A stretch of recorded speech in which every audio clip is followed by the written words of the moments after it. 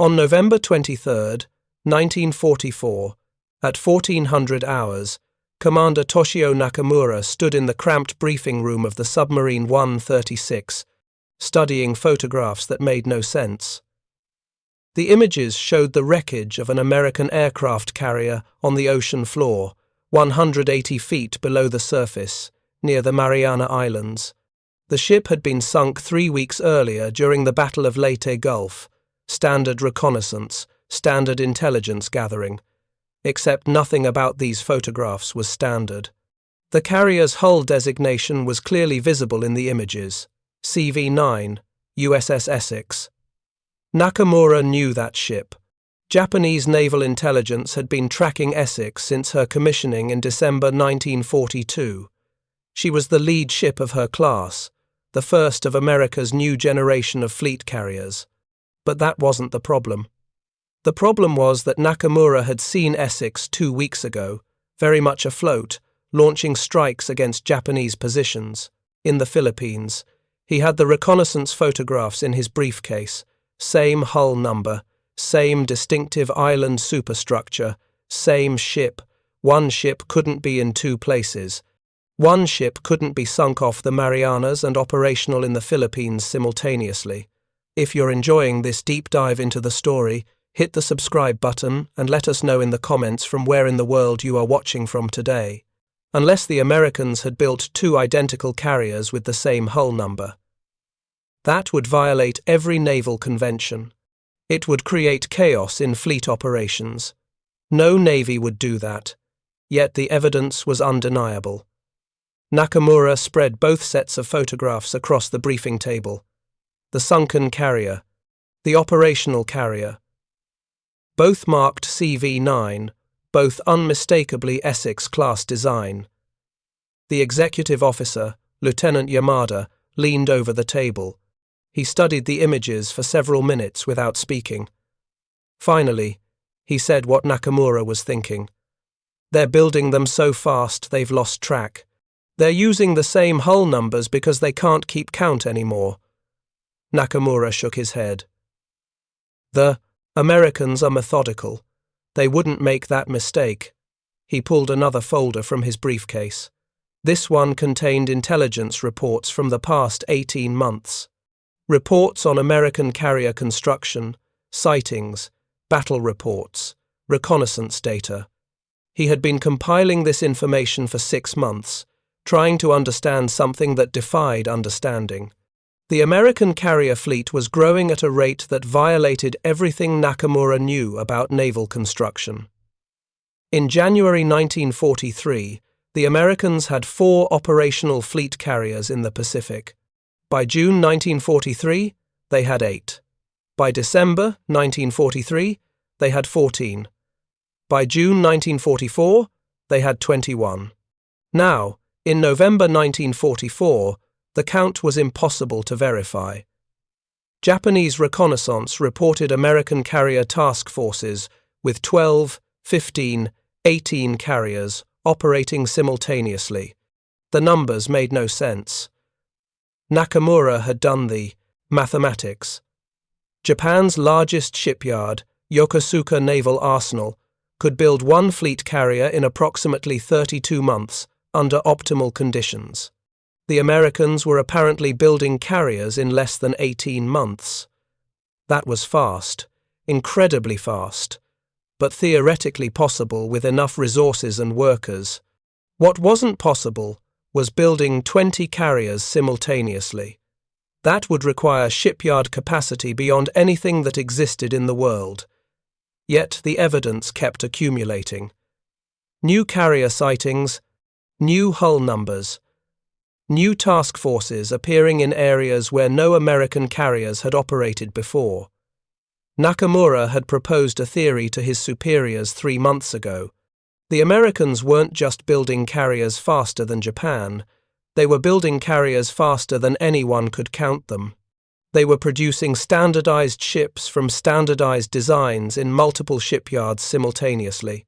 Every carrier identical, every carrier built from the same blueprints, every carrier using the same components, the same equipment, the same everything. His superiors had dismissed the idea. One admiral had actually laughed. "No nation has that industrial capacity," he said. "Even America has limits." But Nakamura had studied in California before the war. He had visited American factories. He had seen automobile assembly lines producing cars by the thousands. He had toured steel mills that processed more tonnage in one day than Japanese mills processed in a month. He had witnessed American industrial capacity firsthand. He knew what America could do when fully mobilized.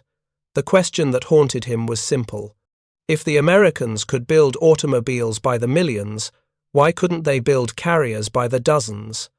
A carrier was just a floating assembly of steel components. Hulls, decks, engines, electronics. Everything could be prefabricated, standardized, mass-produced. The only difference between building a car and building a carrier was scale. Americans understood scale. Now, looking at these photographs, Nakamura realized his theory had been correct. The sunken carrier off the Marianas wasn't CV-9. It was another Essex-class carrier, one of many, possibly one of dozens. The Americans had built so many identical carriers that individual ships had become interchangeable. Hull numbers might be duplicated or incorrectly reported. Intelligence might confuse one ship for another. In the chaos of war, tracking individual carriers had become impossible. Yamada interrupted his thoughts. If they're building carriers this fast, how many do they have? Nakamura didn't answer immediately. He had been asking himself that question for months. The official Japanese naval intelligence estimate was 18 American fleet carriers in the Pacific as of November 1944. That estimate was based on confirmed sightings, battle reports, and reconnaissance data, but Nakamura no longer trusted that number. If the Americans could build carriers fast enough to confuse identification, fast enough that sunken carriers could be replaced by identical sisters without anyone noticing, then the actual number could be far higher. He pulled out his personal log, the one he didn't share with his superiors. He had been tracking carrier sightings independently, cross-referencing reports, eliminating duplicates, mapping movements.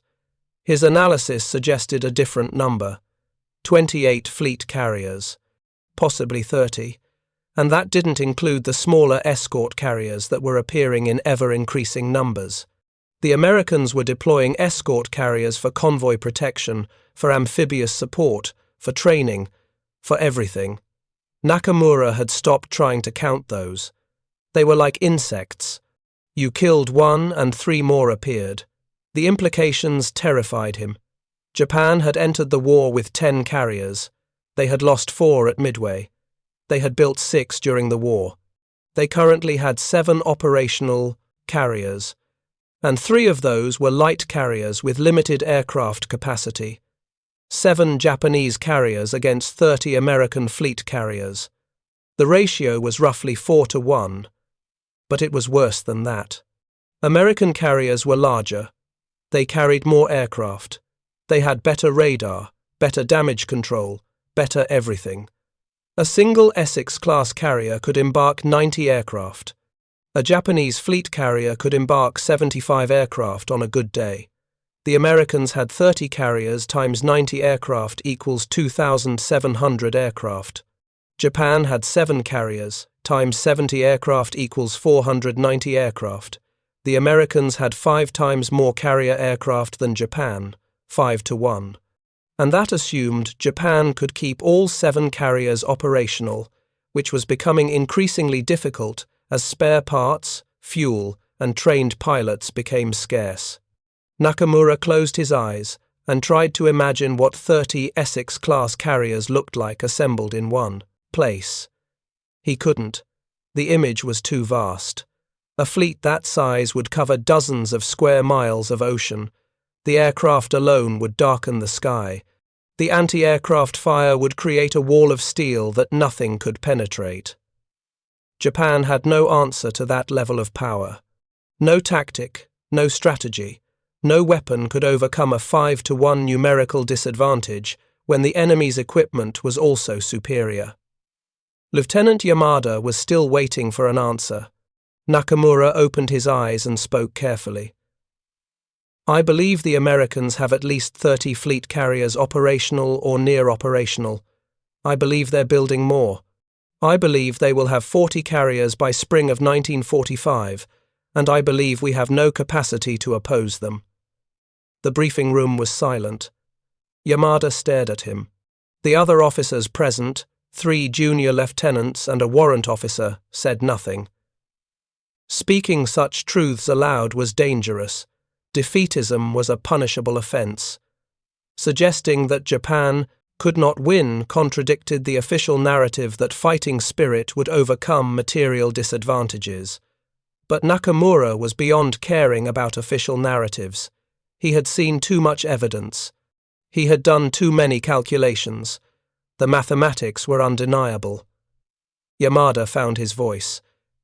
If you're correct, why are we still fighting? It was the question everyone was thinking, but nobody asked. Nakamura had asked himself the same question 1,000 times. The answer was complicated. Japan's military leadership could not admit defeat. Doing so would mean acknowledging that the entire war had been a mistake, that millions had died for nothing, that the sacred mission to liberate Asia from Western imperialism was a failure. Better to fight on, to inflict casualties on the Americans, to hope that America would tire of the war and negotiate a settlement that preserved some measure of Japanese dignity. But Nakamura knew the Americans wouldn't negotiate, not when they were building carriers by the dozens, not when they had 5-to-1 numerical superiority and growing, not when victory was inevitable. The Americans would grind Japan into dust, one island at a time, one city at a time, until nothing remained. And there was nothing Japan could do to stop it. The war had been lost the moment it began. Every battle since Midway had just been confirming the inevitable. He didn't say any of this. Instead, he returned to the photographs. We need to understand their construction methods. How are they building carriers this fast? What allows them to produce standardized ships in such numbers? If we can understand their methods, we might be able to replicate them. Even as he said it, he knew it was futile. Japan lacked the steel, the machine tools, the workers, the shipyard capacity, the transportation infrastructure, everything necessary for mass production. But studying the enemy was his job. Understanding how America had achieved this industrial miracle was important, even if Japan could never match it. The American carrier construction miracle had begun in 1942. That was when the United States Navy placed orders for 26 Essex-class fleet carriers, 26 ships, all identical, all to be built simultaneously in shipyards across America. The order was staggering in its scope. Japan had built 10 carriers in 20 years. The Americans ordered 26 in one afternoon. And they didn't stop there. They ordered 9 Independence-class light carriers. They ordered 50 escort carriers. They ordered hundreds of destroyers, cruisers, submarines, and support ships. The Essex-class design was the key to everything. The Americans had designed a carrier that could be mass-produced. Every system was standardized. Every component was interchangeable. The propulsion machinery was identical across all ships. The radar systems were identical. The armament was identical. The aircraft elevators were identical. Everything was designed for production efficiency. Japanese carriers were custom-built. Each ship had unique characteristics, unique equipment, unique layouts. Akagi and Kaga had completely different machinery. Soryu and Hiryu had different aircraft capacities. Shokaku and Zuikaku were sisters, but even they had variations in their electronics and weapons. Custom building produced excellent ships, but it was slow and expensive. Each carrier required unique components, unique training for crews, unique maintenance procedures. Spare parts from one carrier wouldn't fit another carrier. Repair facilities had to stock different equipment for different ships. The Americans had eliminated all that complexity. An Essex-class carrier was an Essex-class carrier. Parts from CV-9 would fit CV-10. Propellers from CV-11 would work on CV-12. Crew members could transfer between ships without retraining. Everything was interchangeable. Nakamura had obtained a copy of the Essex-class specifications through intelligence sources. The document was remarkable. Every measurement was precise, every tolerance was specified, every component had a part number. The ship wasn't designed by naval architects thinking about optimal performance. It was designed by production engineers thinking about assembly line efficiency. The hull was divided into sections that could be built separately. Each section had mounting points for prefabricated components. Everything bolted or welded into predetermined positions. No custom fitting. No adjustments. If a component didn't fit, it was rejected and a new one was made. This approach required manufacturing precision that Japan couldn't match. American factories could produce components to tolerances of thousandths of an inch. They had machine tools that could cut steel with micrometer accuracy. They had quality control systems that rejected any part that deviated from specifications. Japanese factories relied on skilled craftsmen who custom-fit each piece. Precision came from human skill, not machine accuracy. That approach produced excellent results, but it was slow. An American factory could produce 100 identical components in the time it took a Japanese craftsman to produce 10 custom components. The Americans also used welding extensively. Japanese shipbuilders preferred riveting. Riveting was proven technology. Riveted joints were reliable, but riveting was slow. Each rivet had to be heated, positioned, and hammered into place by a team of workers. Welding was faster. One welder with an acetylene torch could join 2 steel plates in minutes. The joint was as strong as riveting, sometimes stronger, and welding required less skilled labor. A worker could be trained to weld in 2 weeks. Learning to rivet properly took months. American shipyards employed 2 million workers by 1943. 2 million. That was more workers than Japan's entire shipbuilding industry, including civilian merchant ship construction. And many of those American workers were women. Nakamura had seen intelligence photographs of women welding, women operating cranes, women reading blueprints. In Japan, women were not employed in heavy industrial work. Cultural norms prohibited it. The idea of a woman building a warship was absurd, yet the Americans had no such restrictions. They pulled workers from every segment of society. Farm wives, office workers, teachers, anyone who could hold a welding torch. The photographs showed women in coveralls and welding helmets working on carrier hulls. Their work was indistinguishable from male workers' work. The welds held, the ships floated, the carriers fought. Gender didn't matter in American factories. Only output mattered. This pragmatism gave America access to twice the workforce of any other nation. While Japan struggled to find enough skilled shipwrights, America trained hundreds of thousands of women in weeks and put them to work building carriers. But workforce size was only part of the equation. The real advantage was prefabrication. American factories built carrier components far from the shipyards. A factory in Pennsylvania produced bulkhead sections. A factory in Ohio produced deck sections. A factory in Michigan produced propeller shafts. Everything was manufactured to precise specifications, then shipped to the shipyard by rail. When components arrived, they were assembled like building blocks. No measuring, no cutting, no fitting, just positioning and welding. This distributed manufacturing eliminated bottlenecks. Traditional shipbuilding concentrated all work at the shipyard. Every operation had to happen in sequence. You couldn't install the deck until the hull was complete. You couldn't install machinery until the deck was installed. If you find this story engaging, please take a moment to subscribe and enable notifications. It helps us continue producing in-depth content like this. Everything waited for the previous step to finish. American prefabrication allowed parallel work. While the hull was being assembled at the shipyard, the propulsion machinery was being built in a factory 3 states away.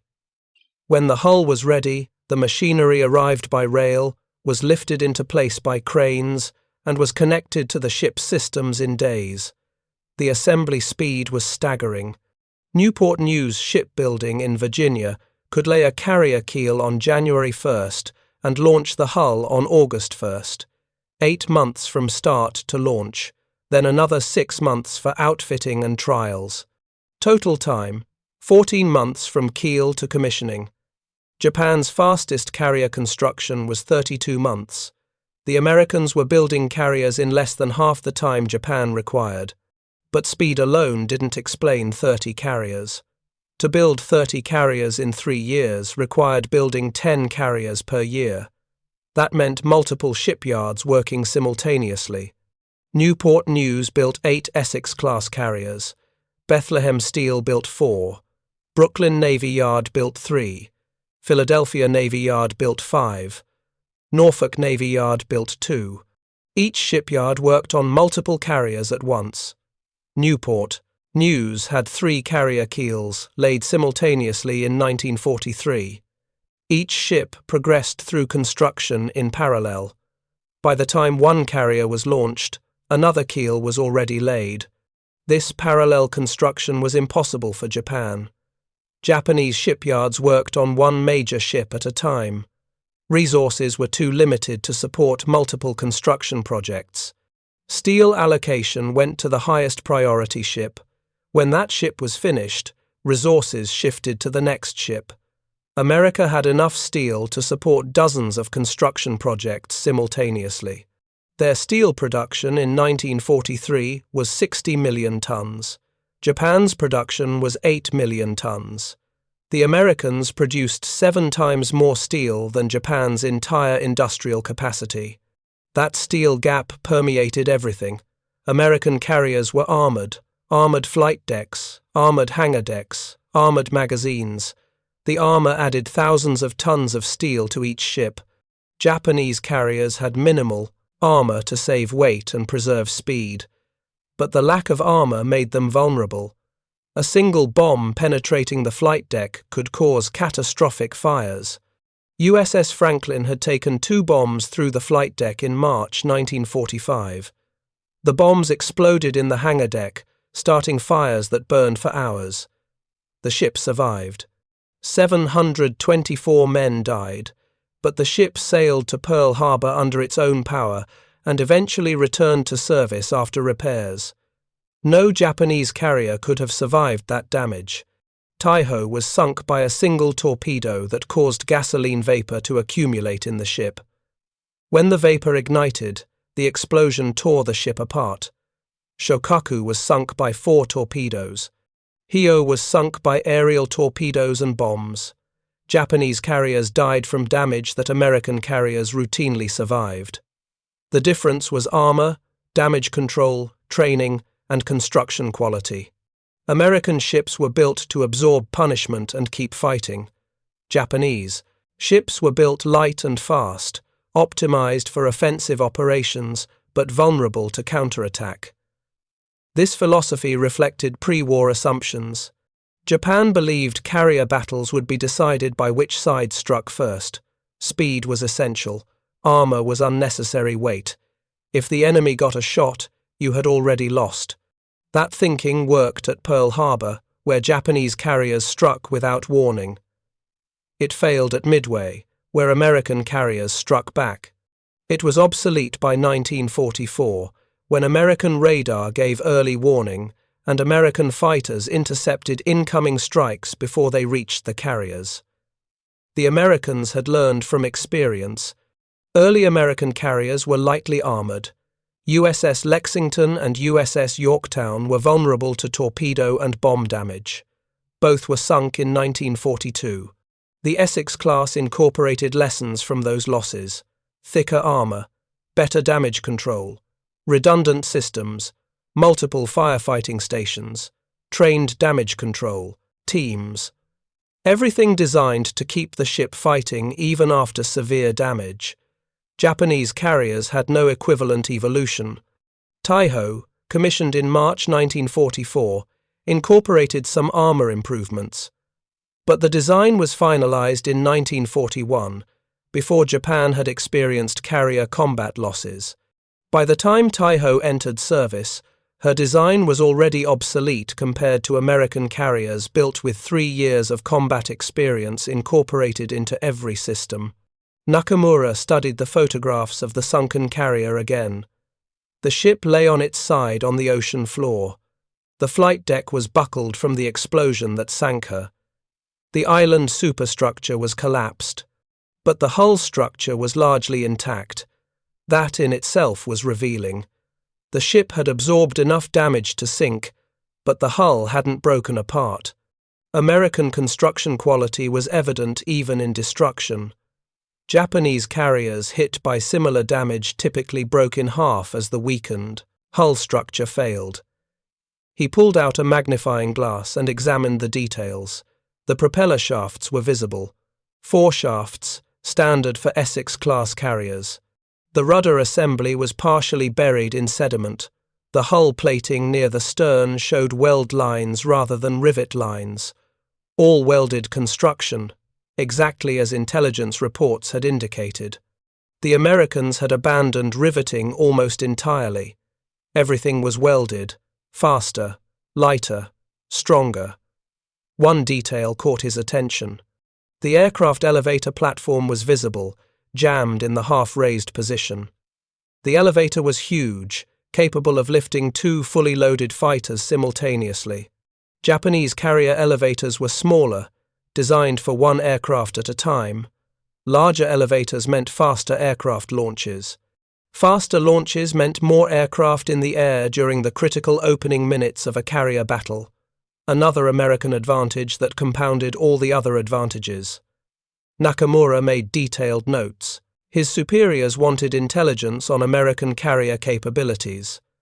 This sunken ship provided a rare opportunity to examine construction details that were normally hidden. The Japanese Navy had sunk few American carriers. Hornet at Santa Cruz in October 1942. Princeton at Leyte Gulf in October 1944. 2 carriers in 3 years of war. The Americans had sunk 16 Japanese carriers in the same period. The exchange ratio was 8-1 in America's favor. Even sinking ratio demonstrated industrial advantage. Japan lost carriers faster than they could build them. America lost carriers slower than they built them. The American carrier fleet grew despite combat losses. The Japanese carrier fleet shrank despite construction efforts. By November 1944, the mathematics were undeniable. Japan had 7 operational carriers. America had 30 or more. The gap was unbridgeable. Lieutenant Yamada asked the question that mattered. Can we win? Nakamura didn't answer immediately. The honest answer was no. Japan could not win. The industrial disparity was too vast. The American carrier fleet was too large. The Japanese training pipeline was too slow. Fuel was too scarce. Steel was too limited. Everything pointed to inevitable defeat. But saying that aloud was unthinkable. Defeatism undermined morale. It contradicted the official position that Japan would fight until victory or death. He chose his words carefully. We can make victory expensive for them. Every American ship we sink costs them resources. Every pilot we kill requires training a replacement. If we make the war costly enough, perhaps they will negotiate a peace that preserves something of Japan's position. He didn't believe his own words. The Americans weren't interested in negotiating. They wanted unconditional surrender. They wanted to occupy Japan, to dismantle the military, to remake Japanese society. Nothing Japan could do would change that. But maintaining hope was important. Without hope, men stopped fighting. The truth was darker than Nakamura acknowledged. Japan's situation in November 1944 was hopeless. The American carrier fleet controlled the Pacific. Japanese bases were being bypassed and isolated. Japanese supply lines were being cut by submarines. Japanese industry was being strangled by lack of raw materials. Oil from the Dutch East Indies couldn't reach Japan because American submarines were sinking the tankers. Iron ore from China couldn't reach Japan because American aircraft were bombing the ports. Everything was falling apart. The carrier fleet exemplified the collapse. Japan had 7 carriers, but only 3 were operational. Zuikaku was preparing for what would be her final mission at Leyte Gulf. Zuiho and Chitose were operational but had few aircraft. Junyo needed repairs. Ryuho was relegated to training duties. The 3 Unryu-class carriers were newly commissioned but had no aircraft and no trained pilots. 7 carriers on paper, 3 marginally effective carriers in reality, and those 3 would be gone within weeks. The Battle of Leyte Gulf in October 1944 destroyed Japan's remaining carrier capability. 4 carriers were sunk: Zuikaku, Zuiho, Chitose, and Chiyoda, all gone in one battle. The carriers were used as decoys, sailing north to draw American carriers away from the main battle area. The plan worked tactically. American carriers took the bait and pursued the Japanese carriers. But the sacrifice achieved nothing strategically. American escort carriers at Leyte Gulf fought off the Japanese surface fleet anyway. Japan lost 4 carriers for no gain. After Leyte Gulf, Japan had 3 operational carriers: Junyo, Ryuho, and Unryu. None had full air groups. None had fuel for extended operations. None had any realistic hope of influencing the war's outcome. By December 1944, Japan's carrier force existed only on paper. The ships floated, but they couldn't fight. And even if they could fight, they faced 30 American carriers with full air groups, experienced pilots, and unlimited fuel. The mathematics were absurd. Nakamura closed his briefing folder and addressed the assembled officers. "Gentlemen, what I'm about to say does not leave this room. Japan has lost the naval war. We lost it at Midway. We've been fighting its ghost ever since. The Americans have more carriers than we can count. They're building more faster than we can sink them. They have more pilots than we can train. They have more fuel than we can refine. They have more steel than we can mine. Every advantage is theirs." The room was silent. Nobody contradicted him. They had all seen the intelligence reports. They had all done the mathematics. They knew the situation was hopeless. Speaking it aloud just confirmed what everyone already understood. Yamada spoke quietly. "What do we do?" Nakamura had no good answer. What could they do? Continue fighting, because surrender was unthinkable. Continue dying because that was their duty. Continue hoping that somehow, impossibly, Japan would find a way to avoid total defeat. "We do our jobs," Nakamura said.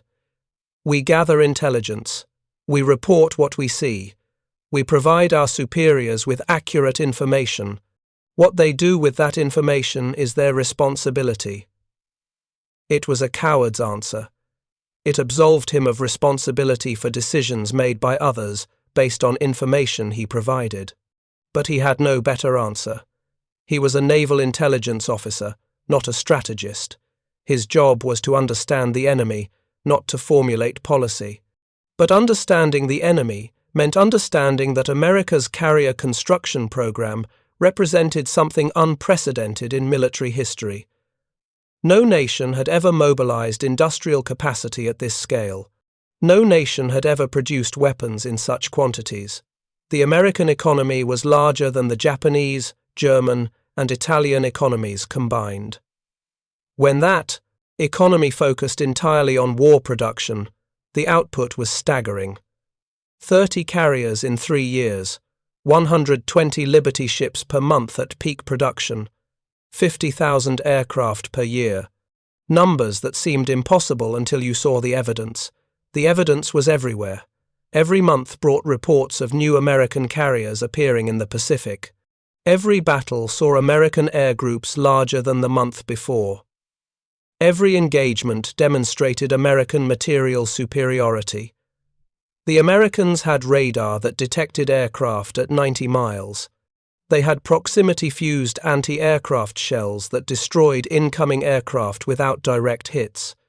They had fighters that outperformed Japanese aircraft in every category. They had bombers that could carry twice the bomb load of Japanese bombers. Everything was superior, but the carriers were the foundation of everything else. Without carriers, American aircraft couldn't operate in the Pacific. The distances were too vast. Land-based. Aircraft from Hawaii couldn't reach Japanese-held islands. Land-based aircraft from Australia couldn't reach the Philippines. Only carrier-based aircraft had the range and flexibility to project power across the Pacific. The nation that controlled the carriers controlled the ocean. The nation that controlled the ocean controlled the war.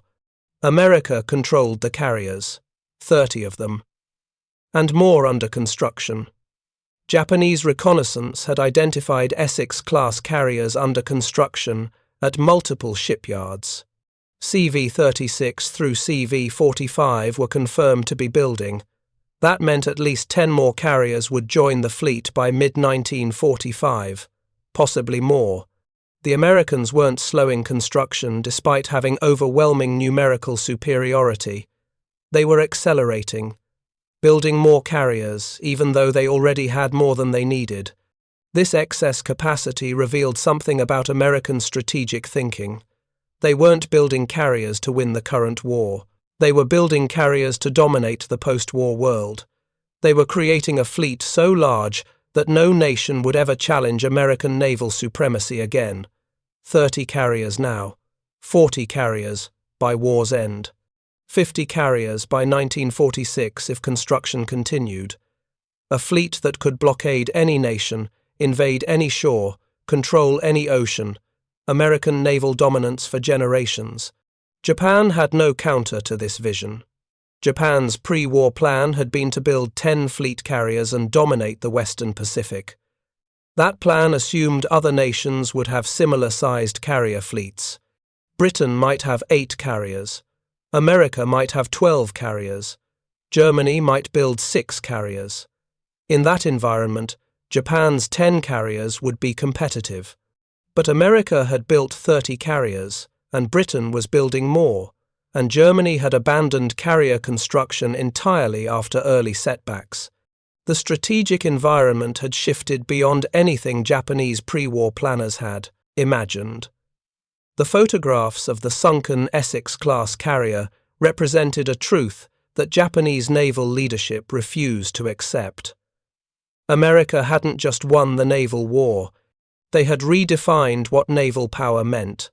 They had demonstrated that industrial capacity mattered more than tactical brilliance. They had proved that standardized mass production could overwhelm custom craftsmanship. They had shown that wars were won in factories, not on battlefields. Every assumption that guided Japanese naval strategy before the war had been wrong. Japanese strategy assumed that spirit could overcome material disadvantages. Wrong. Japanese strategy assumed that superior training could defeat numerical superiority. Wrong. Japanese strategy assumed that tactical innovation could win battles despite inferior resources. Wrong at scale. Japanese strategy assumed that sinking a few enemy carriers would cripple their fleet for years.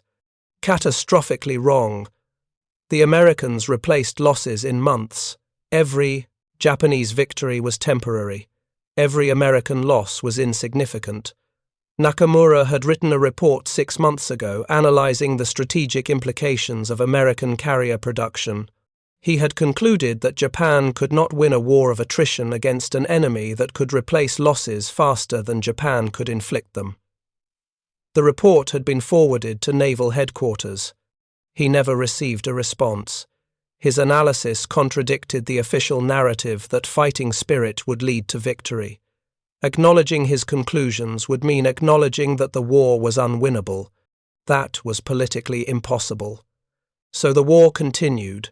Men died, ships sank, islands were conquered and lost, and the American carrier fleet grew larger. By early 1945, American carrier task forces would be operating off Japan itself. They would bomb Japanese cities with impunity. They would sink Japanese ships in Japanese harbors. They would mine Japanese ports to prevent supply deliveries. They would destroy what remained of Japanese industrial capacity. And Japan would have no ability to stop them. The Sunken Essex class carrier on the ocean floor was a monument to American industrial power. It was one ship among 30. It had been sunk in combat, but its loss meant nothing strategically. Another Essex-class carrier was already steaming toward the Pacific to replace it. The replacement was identical. Same design, same capabilities, same aircraft complement, same everything. To the American fleet, losing one Essex-class carrier was like losing one rifle. Unfortunate, but easily replaced from inventory. To Japan, losing a carrier was a catastrophe. Each carrier represented years of construction, irreplaceable resources, trained crews that couldn't be replaced. Taiho had taken 32 months to build. When she was sunk 3 months after commissioning, Japan lost 3 years of effort. The Americans lost Essex-class carriers and replaced them in the time Japan needed to repair minor damage. The contrast demonstrated everything about the industrial gap between the two nations. Nakamura gathered the photographs and placed them back in the folder. He would write a detailed report on the sunken carrier's construction. He would note the welded hull construction, the large aircraft elevators, the armor thickness, everything observable from the photographs. The report would be filed with hundreds of other intelligence reports that nobody would read because the information was too painful to acknowledge. Japan knew they were losing. They knew why they were losing. They knew they couldn't stop losing. Admitting these truths publicly was impossible. So the war continued. Lieutenant Yamada asked one final question. How many more Essex-class carriers will they build? Nakamura had studied the intelligence estimates. The Americans had ordered 32 Essex-class carriers initially. 24 were completed or under construction. 8 more were planned. But intelligence suggested the Americans might cancel some orders because they already had more carriers than they needed. The war was winding down. Japan was collapsing. Germany was near defeat. There was no enemy that required 40 fleet carriers to defeat. Perhaps 40 total, Nakamura said. They've ordered more than 30. They'll complete most of them, even if the war ends, because the investment in construction is too large to waste. But I don't think they'll build more than 40. They don't need to. 40 Essex-class fleet carriers, plus 9 Independence-class light carriers, plus 100 or more escort carriers. America would emerge from the war with the largest navy in history. More carriers than all other nations combined. More aircraft than all other navies combined. More naval power than had existed in the entire world before 1941, and Japan would emerge from the war with nothing. No carriers, no fleet, no aircraft, no industrial capacity. Defeated, occupied, transformed. The nation that had entered the war with the finest carrier force in the world would exit the war as a minor power dependent on American goodwill for survival. The reversal was complete. The humiliation was total. And it had been decided not by admirals or battles but by assembly lines, welding torches, and factory workers in shipyards 7,000 miles away. Nakamura dismissed the officers and returned to his cabin. He would write the report on the sunken Essex-class carrier. He would note every detail visible in the photographs. He would analyze the construction methods, estimate the build time, compare it to Japanese capabilities. He would produce a technically excellent intelligence report that would be filed and forgotten, because the information didn't matter anymore. Knowing that America had 30 carriers didn't help Japan when Japan had 3 carriers. Understanding American construction methods didn't help Japan when Japan lacked the steel, the workers, and the shipyards to replicate those methods. The war would end in months. Japan would surrender. American carriers would anchor in Tokyo Bay as symbols of defeat. And somewhere in a filing cabinet, Nakamura's intelligence reports would gather dust, monuments to information that came too late to matter. He had understood the truth in 1943. Japan had lost the war at Midway. Everything since had been fighting the inevitable, but understanding the truth and accepting it were different things. Men kept fighting because fighting was their duty. Men kept dying because dying was honorable. And men kept writing intelligence reports because reports needed to be written, even when everyone knew they wouldn't change anything. The photographs of the Sunken Essex class carrier lay on his desk. One ship among 30, one loss among American industrial capacity so vast that individual losses were irrelevant. The Americans hadn't stopped counting their carriers. They just had, so many that counting them seemed pointless. They had built 17 Essex-class fleet carriers before they started building other types. They had built so many carriers that they could afford to lose ships in combat and still maintain overwhelming superiority. They had won the naval war through sheer industrial power, and nothing Japan could do would ever change that outcome. Nakamura closed the folder and filed it away. Tomorrow he would write the formal report. Tonight he would sleep, if sleep was possible when you understood that everything you had fought for was already lost. The sunken carrier on the ocean floor was just evidence of what he had known for 2 years. America's industrial capacity had won the war before Japan fired the first shot. All the courage, all the sacrifice, all the tactical brilliance in the world couldn't overcome assembly lines producing ships faster than they could be sunk. The mathematics were absolute. The outcome was inevitable. And the only question that mattered was how many more men would die before Japan accepted what Nakamura had accepted 2 years ago. The war was over. It just hadn't stopped yet. Thank you for watching. For more detailed historical breakdowns, check out the other videos on your screen now and don't forget to subscribe.